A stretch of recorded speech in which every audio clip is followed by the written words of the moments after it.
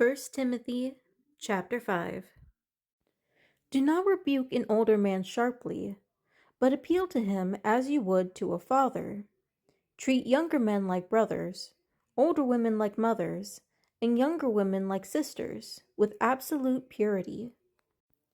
Show respect to widows who are really in need. But if a widow has children or grandchildren, first let them learn to do their religious duty to their own family, and thus repay some of the debt they owe their forbearers. For this is what is acceptable in the sight of Yahweh. Now the widow who is really in need, the one who has been left all alone, has set her hope on Yahweh and continues in petitions and prayers night and day. But the one who is self-indulgent is already dead, even though she lives. And instruct them about this, so that they will not be open to blame. Moreover, anyone who does not provide for his own people, especially for his family, has disowned the faith and is worse than an unbeliever.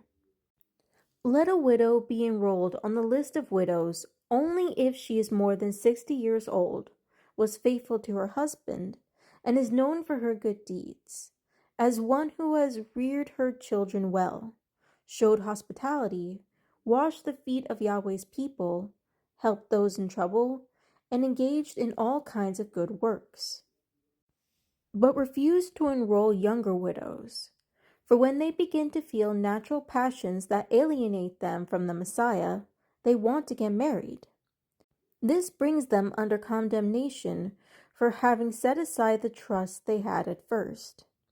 Besides that, they learn to be idle, going around from house to house, and not only idle, but gossips and busybodies, saying things they shouldn't.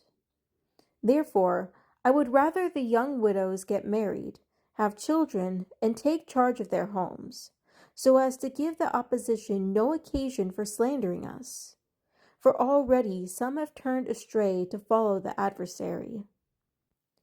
If any believing woman has relatives who are widows, she should provide relief for them.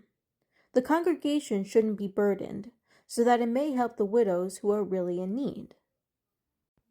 The leaders who lead well should be considered worthy of double honor, especially those working hard at communicating the word and at teaching.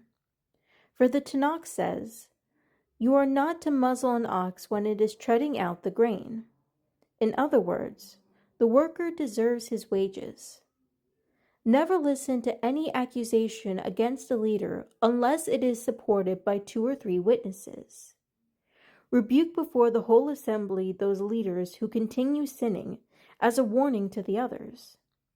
Before Yahweh, the Messiah Yeshua, and the chosen angels, I solemnly charge you to observe these instructions, not prejudging and not doing anything out of favoritism. Do not be hasty in laying hands on anyone, and do not share in other people's sins. Keep yourself pure. Stop drinking water. Instead, use a little wine for the sake of your digestion and because of your frequent illness. The sins of some people are obvious and go ahead of them to judgment, but the sins of others follow afterwards. Likewise, good deeds are obvious, and even when they are not, they cannot stay hidden.